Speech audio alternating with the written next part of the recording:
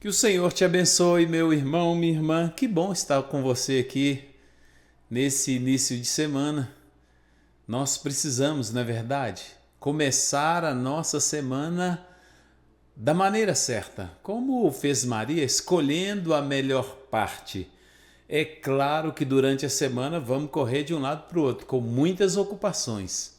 Mas você pode agora escolher a melhor parte, como fez Maria, e parar um tempo para meditar na palavra de Deus, para fazer a sua oração, para entregar a sua semana nas mãos deles e pedir a Ele que te abençoe.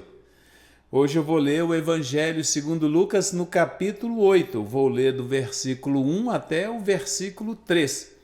E está escrito assim: Aconteceu depois disso que andava Jesus de cidade em cidade e de aldeia em aldeia, pregando e anunciando o evangelho do reino de Deus, e os 12 iam com ele. E também algumas mulheres que haviam sido curadas de espíritos malignos e de enfermidades. Maria, chamada Madalena, da qual saíram 7 demônios. E Joana, mulher de Cusa, procurador de Herodes, Susana e muitas outras, as quais lhe prestavam assistência com os seus bens. Hoje nossa mensagem vai falar sobre Jesus e as mulheres. Desde o tempo de Jesus, quando Jesus andava pela terra, quando Jesus percorria cidade em cidade, de aldeia em aldeia, as mulheres estavam presentes, servindo, e o texto nos diz que elas patrocinavam o ministério de Jesus. Algumas mulheres ricas, como está escrito aqui, Joana, mulher de Cusa, procurador de Herodes, Susana e muitas outras, as quais lhe prestavam assistência com os seus bens. Eu acho esse texto maravilhoso. Vamos orar? Peça a Deus que fale ao seu coração. Pai, louvado seja o seu nome. Obrigado por sua palavra, que é lâmpada para os nossos pés e luz para o nosso caminho. Nós decidimos agora escolher a melhor parte e pedimos ao Senhor que fala conosco. É a nossa oração no nome do teu Filho Jesus. Por ele também já te agradecemos. Amém.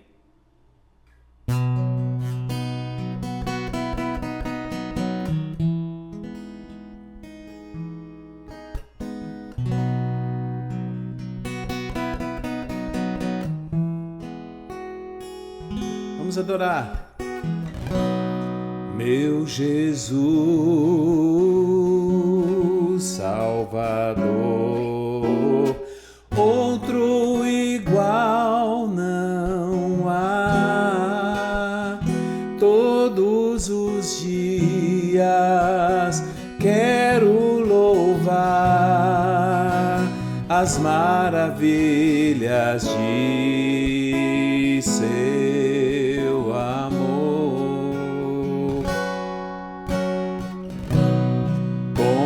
Consolo, abrigo, força e refúgio é o Senhor.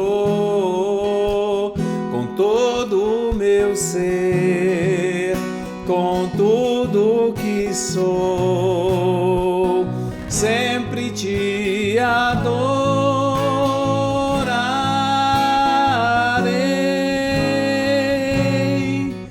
Aclame ao Senhor toda a terra e cantemos poder, majestade, louvores ao Rei. Montanhas se prostrem e ruja os mares ao som de seu nome.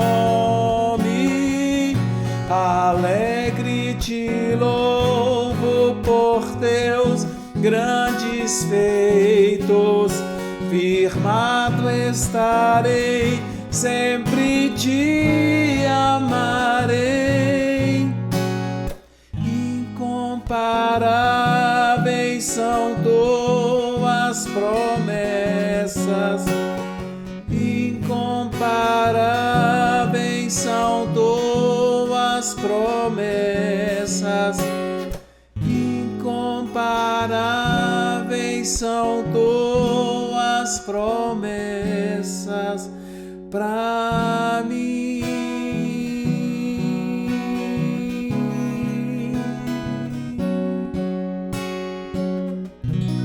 Eu sempre, quando canto essa música, me lembro da palavra de Deus que diz que todas as promessas que Deus nos fez, Ele as cumprirá. Tantas quantas são as suas promessas, todas têm nele o sim e o amém. Vamos meditar na palavra de Deus? O texto que nós lemos hoje, na sequência do capítulo 7, dos sinais, dos milagres que Jesus fez, da pecadora ungindo os pés de Jesus, a ressurreição do filho da viúva, do testemunho de João Batista sobre ele. Então, Lucas diz que Jesus passou a percorrer de cidade em cidade e de aldeia em aldeia. Uma coisa que nós podemos facilmente observar no ministério de Jesus é que foi um ministério intenso. Durante 3 anos, Jesus não parava. O texto diz, Mateus capítulo 4, diz que Jesus percorria toda a Galileia e ele percorria ensinando, pregando e curando. Jesus ensinava nas sinagogas, pregava o evangelho do reino e curava toda sorte de doenças e enfermidades. Jesus não parava. Jesus estava sempre em movimento, andando de um lado para o outro, como foi lido aqui, cidade em cidade, aldeia em aldeia, e parece que Jesus não se cansava, parece que Jesus não se interessava com descanso, embora algumas vezes nós encontramos Jesus, apagado dentro do barco, dormindo, os discípulos desesperados, e Jesus dormindo dentro do barco. Mas o normal era depois de um dia de trabalho, trabalho entre aspas, depois de um dia no qual Jesus pregava, curava, ensinava, normalmente exaustos, os discípulos iam dormir, iam fazer alguma coisa, e Jesus, diz a palavra, Jesus, entretanto, foi para o monte orar, não é verdade? No Evangelho de João fala isso. Jesus está sempre fazendo alguma coisa. E os discípulos nem sempre o acompanham. Na verdade, em muitas passagens, eles estão sonolentos, cansados, dormindo, e Jesus está trabalhando. Jesus realmente não priorizou o descanso. Jesus não priorizou a vida mundana. O desejo dele era fazer a vontade do Pai, obedecer à vontade do Pai. Jesus sabia que o ministério dele era curto e por isso tinha que ser intenso, para ele poder anunciar o evangelho em toda a região do povo judeu, na Galileia, na Samaria e na Judeia. Então ele teve 3 anos para andar toda a terra e levar as boas novas da salvação, pregar o evangelho do reino. Uma coisa que nós percebemos é que Jesus não viajava sozinho, Jesus não fazia isso sozinho, Jesus tinha um grupo de pessoas que seguia com ele. Jesus tinha os apóstolos, 12 que ele escolheu para si, para mais perto de si, ele os chamou de apóstolos. Jesus tinha outro grupo de pessoas que o acompanhava, Quando nós lemos lá no livro de Atos, quando Pedro decide, convoca os irmãos e fala da importância de preencher aquela posição deixada por Judas, o traidor. Então ele fala assim, vamos escolher dentre as pessoas que nos acompanharam desde o batismo de Jesus. Então muitas outras pessoas acompanhavam Jesus, ele não viajava sozinho, não andava sozinho. E Lucas faz questão de dizer aqui que algumas mulheres que haviam sido curadas e libertas de espíritos malignos acompanhavam Jesus e, mais do que isso, elas prestavam assistência a Jesus com os seus bens. É claro que a viagem de Jesus, ela tinha custo, viagem, alimentação, hospedagem, tudo isso tem custo. E Jesus não herdou uma fortuna de um pai rico, Jesus não investia na bolsa, não tinha casas para alugar. Pensa bem, o Senhor dos Senhores, essa é uma coisa tão impressionante. O Rei dos Reis, o Senhor dos Senhores, aquele que criou todas as coisas, como diz João, todas as coisas foram feitas por intermédio dele e sem ele nada do que foi feito se fez. Jesus que criou todas as coisas que nós costumamos a falar, porque a palavra diz que ele é dono do ouro e da prata, o Pai é dono do ouro e da prata. Jesus precisava da assistência de alguém para custear o seu ministério. E não foram Pedro e João, que eram pescadores e tinham uma empresa de pesca e tinham até funcionários. E não foi Levi, que era muito rico e que estava ali acompanhando Jesus. Não, algumas mulheres que haviam sido curadas e libertas seguiam Jesus e prestavam assistência com os seus bens. O apóstolo Paulo, quando fala da condição de Jesus, nessa condição de esvaziamento, de se despojar da sua riqueza, da sua glória, da sua posição, Paulo diz assim: pois conheceis a graça de nosso Senhor Jesus Cristo, que sendo rico, se fez pobre por amor de nós. Jesus sendo rico se fez pobre. Eu gosto de falar assim: Jesus sendo rico se fez pobre, sendo Deus se fez homem, sendo rei se fez servo, e tudo isso ele fez por amor a nós, para que, continua o apóstolo Paulo, para que pela sua pobreza vos tornasseis ricos. Olha que texto tão maravilhoso dentro da reflexão que nós estamos fazendo. Pois conheceis a graça de nosso Senhor Jesus Cristo, que sendo rico se fez pobre por amor de vós, para que pela sua pobreza vos tornasseis ricos. Como nosso Senhor é maravilhoso. E ele fez tudo isso, o texto deixa bem claro, por amor a nós. Por amor a nós obedeceu o Pai, por amor a nós se esvaziou de sua glória, se despojou de sua riqueza, para que por sua pobreza nós fôssemos enriquecidos. Jesus tinha necessidade. Olha que coisa, irmão, irmã. Imagina uma situação dessa. Normalmente nós nos apresentamos a Jesus, nós nos apresentamos ao Pai em nome de Jesus e nós temos necessidade. Ele tem os recursos. Algumas vezes, como é o caso dessas mulheres aqui, Jesus tinha necessidade e elas tinham recurso. E olha que coisa tão preciosa poder entregar o seu recurso para que Jesus tenha suas necessidades supridas. Isso é uma coisa maravilhosa. Muitas vezes Deus vai te dar recursos para que você atenda às necessidades do reino de Deus. Você precisa entender isso, para que você não se perca encantado quando você prospera, enriquece, quando você tem posse, quando você tem recursos, carro, casa, dinheiro, sei lá o quê. A gente corre o risco de ficar encantado com tudo isso e ficar deslumbrado com tudo isso e passar em vez de entender que aquilo ali é só recurso para o reino, nós nos perdemos com o foco no recurso.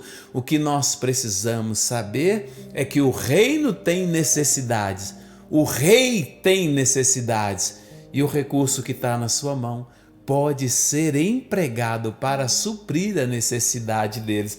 Por que Lucas fez esse registro aqui tão maravilhoso e tão lindo? Jesus tinha necessidades e aquelas mulheres, Joana, Susana e muitas outras, lhe prestavam assistência. Elas tinham o recurso, Jesus tinha necessidade. Se eu parasse agora a nossa reflexão, meu irmão, e você entendesse isso, já teria valido a pena tudo que nós fazemos. Se você entender que o reino de Deus tem necessidades. Quando o reino tem necessidade, significa que o rei tem necessidade. E o que o rei faz? O que Jesus faz? Jesus não vai aparecer aqui, irmão e irmã, e comprar uma coisa e suprir. Então o que ele faz? Ele faz essas coisas por intermédio de nós. Jesus me dá recurso. E aí ele diz assim em Mateus 25, tive fome, me deste de comer. Tive sede, me deste de beber. Mas quem me deu recurso para eu dar de comer, dar de beber, cobrir o nu? Quem me deu esse recurso? Foi o próprio Cristo, ele mesmo que nos dá. E aí ele diz assim, eu tive fome e você me deu pão. Eu tive sede e você me deu água. Eu estava nu e você me vestiu. Aí os discípulos... Quando, Senhor, nós fizemos isso? Quando vocês fizeram aos pequeninos. Vocês fizeram a mim quando vocês fizeram aos pequeninos. É interessante, a Bíblia diz que tudo vem de Deus. E que é pela própria mão dele, pela bondade, misericórdia, graça dele, pela própria mão dele, nós suprimos aquelas pessoas que têm necessidade. Nós suprimos o próprio Cristo nas necessidades do reino. Aqui também nós vemos as mulheres acompanhando Jesus. Nós sabemos, você sabe, que Jesus não chamou mulheres para o segmento. Jesus, não existe registro no Evangelho de Jesus passando por uma mulher, olhando para ela e dizendo, segue-me. Jesus não fez isso. Jesus não chamou apóstolas, Jesus não chamou mulheres para serem suas discípulas, como nós vemos no Evangelho. Entretanto, eu gosto muito disso porque as mulheres, por causa do seu coração, por causa da sua generosidade, por causa do seu quebrantamento, elas dão um jeito de se aproximar de Jesus. Lucas diz, mulheres que haviam sido curadas de espíritos malignos e enfermidades, então libertas dos males, libertas das opressões, das tribulações, das lutas, elas passam a seguir Jesus. E Jesus as acolhe.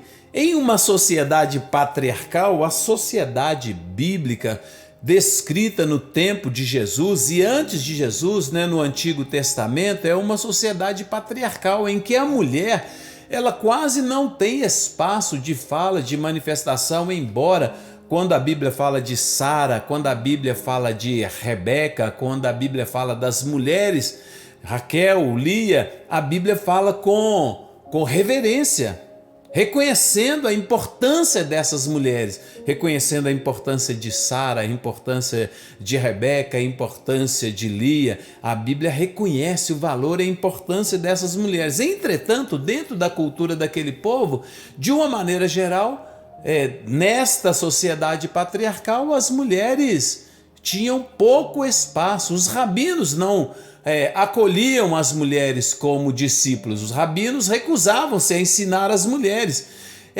As mulheres, em alguns lugares, eram tratadas como seres inferiores, como objeto.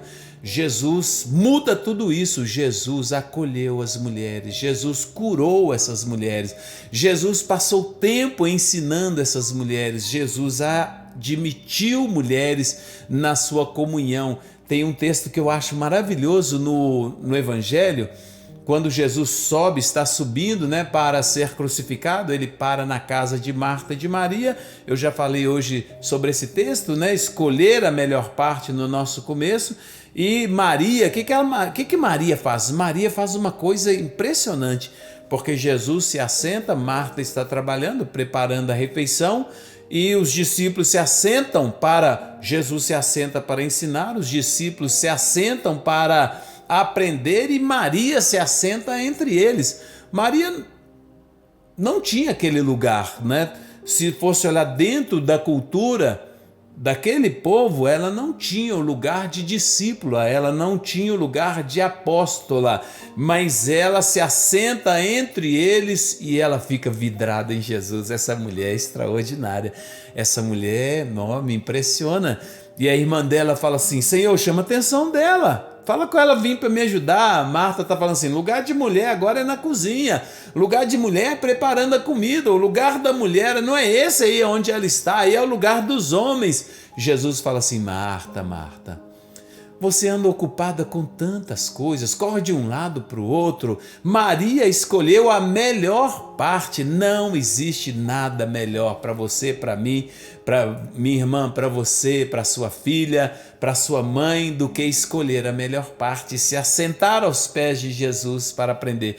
As mulheres na Bíblia vão nos ensinar preciosas lições de quebrantamento, de fidelidade, de devoção ao Senhor Jesus Cristo, olha, entregando a Jesus os seus recursos, não é? O interesse delas no reino é uma coisa inspiradora, deveria nos inspirar. Quando você olha a maneira como Jesus acolhe, trata, recebe, ensina, conversa com as mulheres, cura essas mulheres, liberta essas mulheres, compadece dessas mulheres. Jesus traz um outro paradigma, Jesus traz uma outra forma de ver e de relacionar, de certa maneira, uma outra identidade para a mulher, né? Jesus lhes confere dignidade, Jesus as acolhe, Jesus conversa com elas. Você sabia que um homem não podia, dentro da cultura bíblica, um homem não podia conversar com uma mulher em público? Por isso que a mulher samaritana estranha o fato de Jesus se dirigir a ela, porque ele é homem, ele é judeu e ela é mulher samaritana. Então, não é só o judeu e samaritano, ele é homem e ela é mulher, e ele dirige a palavra para ela. E os discípulos, quando chegam, também estranham que Jesus está a conversar com uma mulher. Eles não falam nada, mas eles estranham. O Evangelho diz desse estranhamento deles. Não é sem razão, meu irmão, minha irmã, que entre os inimigos de Jesus não há mulher. Você já observou que dentre os inimigos de Jesus não há nenhuma mulher? Você já observou que as mulheres, olha que coisa impressionante, as mulheres não traíram Jesus, não abandonaram Jesus, não fugiram. Elas estão presentes na crucificação, elas estão presentes no domingo de manhã. As mulheres realmente têm muito para ensinar para nós, os homens, a respeito de fidelidade, de devoção, de quebrantamento, de entrega e de resiliência. Tudo isso elas podem nos ensinar no relacionamento com Jesus. Muitas vezes as mulheres vão ter muito mais profundidade e intimidade no relacionamento com Jesus do que nós, por causa do coração delas e por causa do nosso coração soberbo, orgulhoso. Nós muitas vezes não conseguimos nos quebrantar, chorar, nos humilhar diante de Jesus. As mulheres fazem isso naturalmente. Elas se quebrantam, elas choram, elas fazem declaração de amor, elas se prostram, elas beijam os pés de Jesus e lavam os seus pés com as suas lágrimas, enxugam com seus cabelos, e elas não se importam. Nós, você, meu irmão, eu e você, temos muito a aprender a respeito do relacionamento das mulheres com Jesus. Jesus não chamou apóstolas para segui-lo, pois certamente elas não seriam ouvidas naquela cultura patriarcal.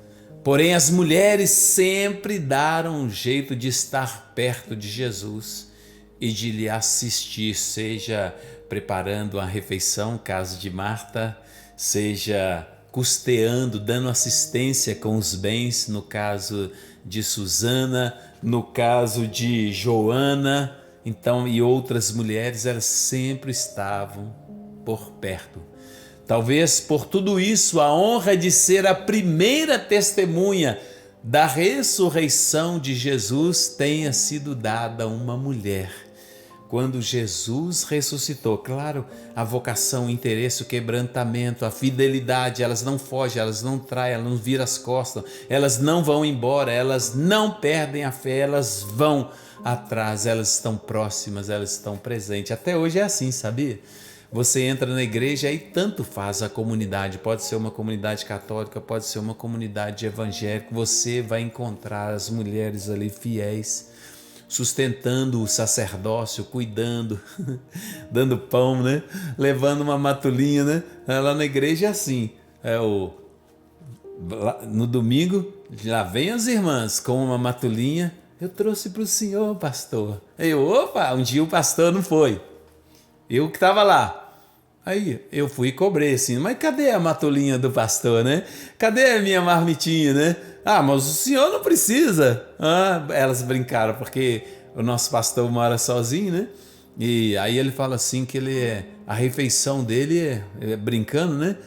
Ou não, às vezes é sério. Ele fala que a refeição dele é um todinho. E eu, meu Deus, leitinho, meu Deus, não é comida não, né? Isso é comida, né? Claro que não é, né? Aí as irmãs compadecidas levam lá para ele, cuidam dele. Esta é uma coisa tão maravilhosa, essa provisão de Deus, né? Pessoas fiéis ao nosso lado, cuidando de nós, orando por nós. Feliz é aquele pastor no qual as mulheres se organizam, têm ministérios organizados, oram por ele, cuidam dele. Feliz é o pastor que tem isso, uma igreja que tem mulheres que oram, mulheres que estão perto, mulheres porque elas são fiéis, porque elas são resilientes, porque elas fazem a entrega verdadeira, porque elas são servidoras. Oh, meu Deus, que coisa tão maravilhosa. Eu às vezes fico lembrando da minha mãe, sabe? Na verdade eu me lembro dela frequentemente. Eu sempre gosto de falar que ao longo da minha vida eu sempre via minha mãe.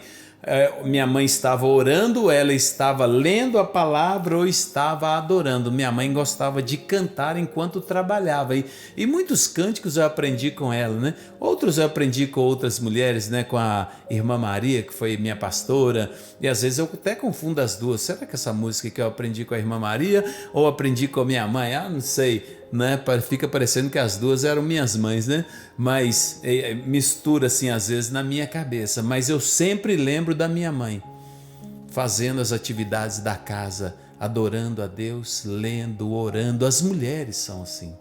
Elas oram, elas estudam a palavra, elas adoram. Elas são exemplo de fidelidade. Elas não traem, elas não abandonam, elas são fiéis.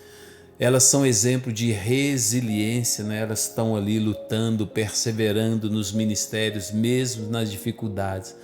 Elas são exemplo de entrega e de serviço, um coração servidor. Por tudo isso, Jesus honrou muito as mulheres, acolheu, ensinou, não chamou apóstolas, não chamou discípulas, mas quando elas deram um jeito de se aproximar deles, Jesus acolheu. Louvado seja Deus. Essas coisas todas são coisas que fazem parte da sabedoria de Deus para ajudar, para organizar a nossa vida, porque são as mulheres, as mães, elas que vão orar pelos filhos, elas vão ensinar os filhos a amar a palavra de Deus, a adorar a palavra de Deus. Elas serão para nós, os filhos, e exemplo para as filhas, modelo de fidelidade, resiliência, entrega e serviço. E tudo isso Deus colocou dentro da casa, dentro da família. Aí tanto faz se você olhar no judaísmo é isso, se você olhar no Novo Testamento, a igreja cristã também é a mesma coisa. Mulheres quebrantadas, cheias do Espírito Santo, inspirando e formando homens poderosos para pregar o evangelho. Se você estudar a história da igreja, você acha isso o tempo todo, né? A mãe de Agostinho e, meu Deus, e mulheres que são famosas na história da igreja, né? A mãe do Cícero, a dona Madalena, meu Deus, que mulher, como que ela me marcou, né? O meu pai me marcou de um jeito, né? Minha mãe me marcou de outro, né? O meu pai nos corrigia severamente, mas eu louvo a Deus pela vida dele, né? Nas dificuldades dele, ele nos criou, nos ajudou, nos abençoou, nos amou. E minha mãe nos marcou de outro jeito. Minha mãe nos marcou por seu amor, por sua fidelidade, por sua resiliência. Que mulher resiliente, a Dona Madalena, por sua entrega e por seu exemplo de serviço e de amor a Cristo, ao Evangelho. Quero te dar um testemunho a respeito da minha mãe. Tem muitos, né? Há muito tempo atrás eu era tenente da ativa da polícia, talvez capitão, e minha mãe adoeceu. Me avisaram assim: sua mãe está no hospital. Aí eu corri para lá para o hospital, fui lá fardado e falei: onde que ela está? Aí me falaram: está na enfermaria tal, no leito tal. Aí eu cheguei lá para visitar minha mãe e o leito estava vazio. Aí cadê minha mãe? Aí alguém falou comigo assim: ela saiu aí. Você acredita que minha mãe, doente no hospital, se levantou, né? Em vez de ficar deitada lá, né, naquela cama de hospital, ela se levantou e começou a fazer visita e a orar pelas pessoas. E um amigo meu depois testemunhou, né, uma pessoa que trabalhou comigo, hoje ele é tenente, eu creio, ou capitão. Ele falou assim que ele estava lá, que ele estava angustiado. Aí chegou minha mãe, a Dona Madalena, que estava no hospital para ser curada e que foi instrumento de Jesus para abençoar a vida desse meu irmão e de tantas outras pessoas, né? As nossas mães são assim, né? As mulheres são assim, né? No caso, eu sou muito grato a Deus pela vida da minha mãe, que me ensinou essas coisas tão preciosas, a amar a Deus, a servir a Deus, a entregar verdadeiramente o seu coração a Ele, a ser fiel, a orar, a ler a palavra de Deus, amar a palavra de Deus e adorar a Deus. Tudo isso eu aprendi. Então, minha irmã, agora uma palavra específica para você: seja isso. Seja o que Deus quer que você seja. Seja uma coluna da sua casa, da sua família e coluna desta nação. Olha que o Satanás entende essas coisas e o que ele faz? Ele vai atacar a coluna. Ele vai atacar as mulheres, ele vai atacar a maternidade, ele vai atacar a identidade da mulher. Então, ele destrói isso, traz ideologias, traz propostas de empoderamento, de afastamento do papel e da identidade da mulher. E quando ele faz isso, ele destrói aquilo que Deus propôs. Mulheres que oram, que leem a palavra, que adoram, que dão exemplo de fidelidade, resiliência, entrega, serviço, que nos inspiram, que nos instruem, que formam homens poderosos. Então, se as mulheres já abandonaram esse papel, não formam mais homens poderosos, aí nós teremos homens fracos, frouxos, que não são capazes de perseverar, que fraquejam diante de dificuldades, são como casa sobre areia, porque a maternidade foi destruída. Hoje se fala muito sobre paternidade, mas se a maternidade, a identidade da mulher é destruída, elas não vão operar dentro do chamado delas, dentro do papel delas, e aí vão criar homens fracos, frouxos, incapazes, que não amam a Deus, que não amam a palavra de Deus, que não adoram a Deus. Irmãs, acolham o seu chamado, entendam a sua identidade e sejam o que vocês foram chamadas para ser: coluna, bênção, exemplo, mulheres formadoras. É isso que Deus propôs para nós, para todos nós. Vamos orar? Eu não sei como é a sua vida, como você se percebe, né? Algumas mulheres entraram numa guerra. Elas são feministas, elas querem superar os homens, elas vivem num ambiente de guerra, em qualquer coisa elas não levam desaforo, elas vivem dentro de uma identidade, de um propósito que não tem nada a ver com o que Deus propôs. Quando você entender o que Deus propôs para você e você acolher essa identidade e você acolher a sua vocação, meu Deus, você vai ver como a sua vida será mudada, transformada. E quando a vida da mulher, da mãe é transformada, um dia eu vou dar esse testemunho aqui. Quando a vida da minha mãe foi transformada pela graça de Deus, toda a casa foi transformada. O meu pai foi transformado. Nós, 10 filhos, fomos transformados, porque uma mulher recebeu a graça de Deus e assumiu o papel, a identidade dela. Então, não sei como você vive, eu não sei debaixo de que influência você opera, mas a Bíblia diz que a palavra de Deus é lâmpada para os nossos pés, luz para o nosso caminho. A Bíblia diz que a palavra de Deus nos ensina a maneira certa de viver. Ouve, minha irmã, a palavra de Deus. Eu louvo a Deus pela vida de vocês, que nos ajudam, que nos socorrem, que nos criam, que nos corrigem. Dona Madalena me corrigiu severamente muitas vezes. Corrige quando precisa, né? São corajosas. Eu louvo a Deus pela vida de vocês. Quando uma mulher entende a vocação, chamada a identidade dela, ela cria verdadeiras fortalezas. Quando ela começa a orar, a estudar e a proclamar a palavra, a adorar a Deus e dar exemplo de fidelidade, resiliência, entrega e serviço e mais outras coisas. Minha irmã, isso é o melhor, é a melhor parte.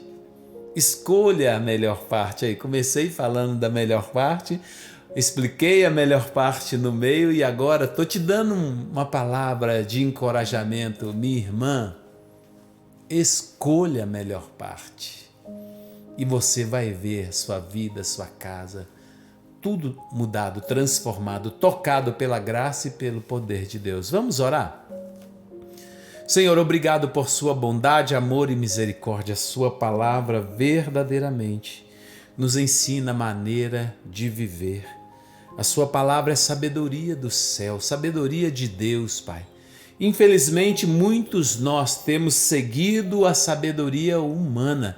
O Senhor mesmo diz que é loucura e nós ouvimos filosofias, enganos, mentiras e essas coisas vão entrando no nosso ouvido, descendo para o nosso coração, contaminando a nossa mente. E quando nós vemos, nós não cremos mais, ficamos perdidos. Mas, Pai, eu te peço, limpa a nossa mente, seja Senhor da nossa mente. Purifica os nossos olhos, seja Senhor dos nossos olhos. Purifica os nossos lábios, seja Senhor dos nossos lábios. Purifica o nosso coração, seja Senhor do nosso coração. Nós queremos te acolher na nossa casa, nós queremos escolher a melhor parte, nós queremos amar, passar tempo com o Senhor em oração, nós queremos amar cada dia mais a sua palavra, que o Senhor Espírito Santo fale poderosamente ao nosso coração. Nós queremos ter prazer em adorar ao Senhor, não apenas com cânticos, mas com a nossa vida. Nós te pedimos, Jesus, que o Senhor faça isso na nossa vida. Nós te pedimos, Espírito Santo, que o Senhor nos guie nesse caminho tão maravilhoso. Eu te peço, abençoa minha irmã de maneira especial, liberta a sua mente, liberta o seu coração de todo engano, mentira, sofisma. Deus, quebra, destrua as fortalezas que o diabo edificou por meio da cultura, por meio da sabedoria humana. Satanás edificou tantas fortalezas, tantas cadeias no coração nosso dos homens, nosso das mulheres. Liberta-nos, Senhor, quebra as cadeias, quebra as correntes, faz-nos livres, nós te pedimos no nome de Jesus. Deus, abençoa a semana do meu irmão, da minha irmã, abençoa de maneira especial.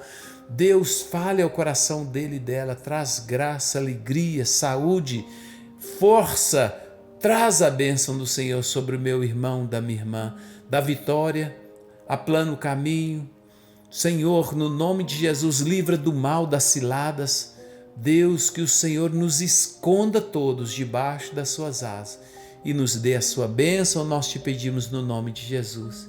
Que a bênção do Senhor, que é o Deus Todo-Poderoso, Pai, o Filho e o Espírito Santo, esteja sobre você, meu irmão, minha irmã, para te abençoar, para te guardar, para te conduzir, para te dar vitória, para te dar sabedoria, para abrir, aplanar o seu caminho. Que o Senhor te abençoe e te guarde, que o Senhor faça resplandecer o seu rosto sobre ti e tenha misericórdia de ti. Que o Senhor sobre ti levante o seu rosto e te dê a paz. Excelente semana para você. Deus te abençoe.